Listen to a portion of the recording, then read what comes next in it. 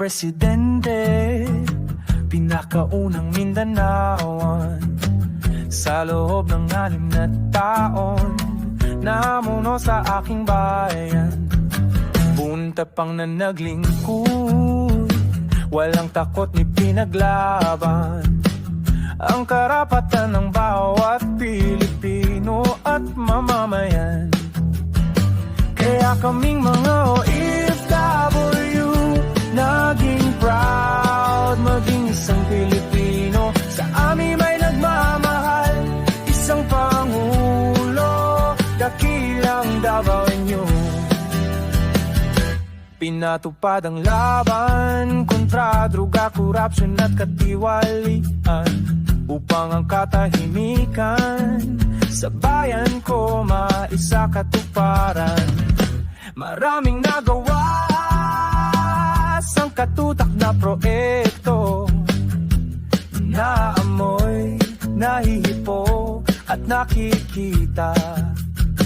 Kaya kaming mga OFW, naging proud maging isang Pilipino. Sa amin may nagmamahal, isang Pangulo, dakilang Davaoenyo. Subalit anong ginawa nila nang dahil sa korupsyon at inggit?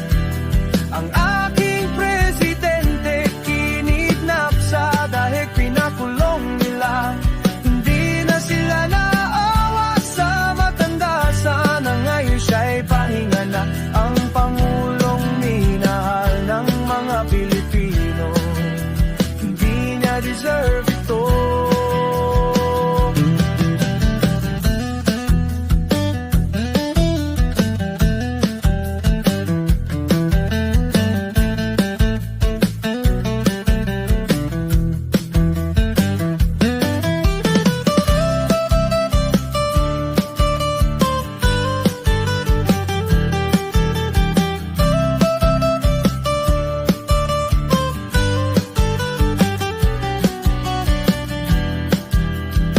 Kaya kaming mga OFW, naging proud maging isang Pilipino. Sa amin may nagmamahal, isang Pangulo.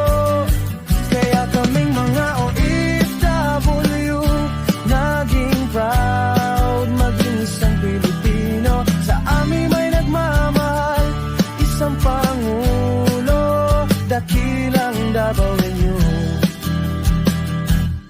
Sa salita ng Diyos sinabi pa, kung ayaw mong gawin sa'yo, huwag mo ring gawin sa iba. Sana hindi sila makarma.